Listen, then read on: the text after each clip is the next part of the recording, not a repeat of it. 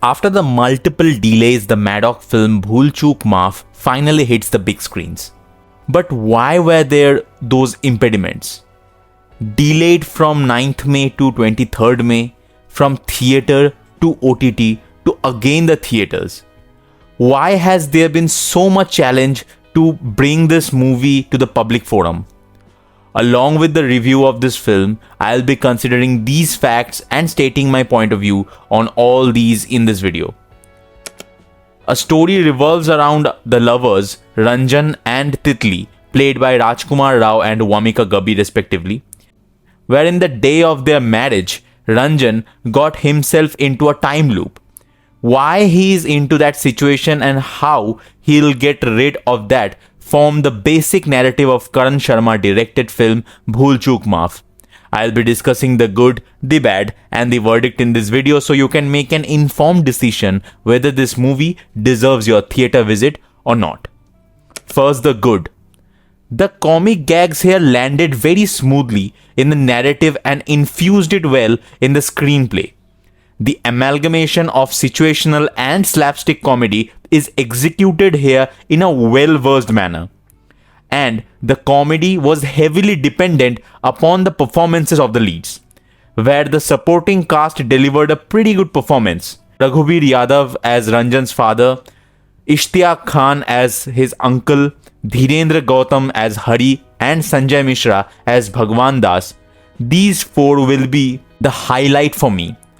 Along with them, Rajkumar Rao delivered a very balanced performance here, as he's been doing it for long. More on this later. Wamiqa as Titli gave a brilliant performance here. As an actor, she proves her versatility again and again. She can pull a character like Charu from Khufia to Adhira Varman from Baby John to this. She's literally killing it in every role.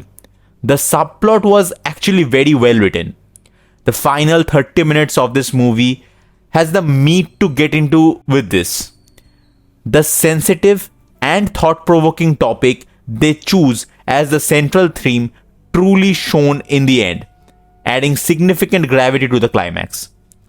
Now the things that might be the reason for its pre-release havoc.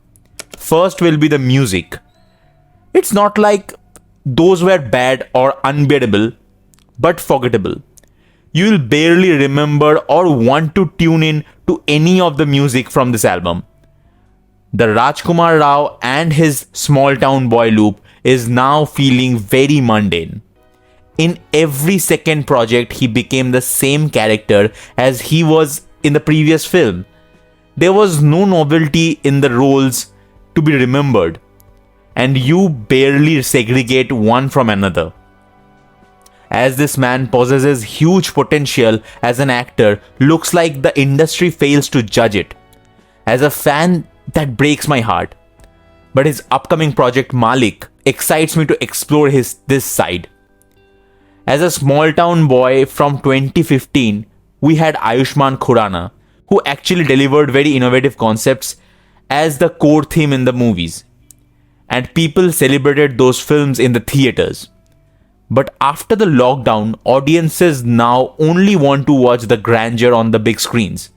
Whereas this movie is very rooted and a very routine story, I have doubts that anyone could barely watch this in the theatres. And to be honest, this will be good if it directly releases the OTTs. I think people will watch this more. That's the practicality, and probably that's what the production house understood just before the release of this movie. And that's why they want to release it into the OTTs even after the ticket sales in the theatres.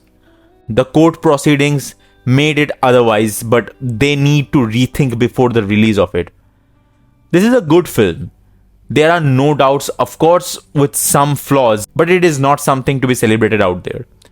Infused a very relevant social topic, but still, the overall packaging was not so outstanding to remember it for long. What are your thoughts on this? If you have watched it, please let me know in the comments. You can follow me on Instagram. The handle is PointoView9. Thank you so much for watching. See you at the point of view.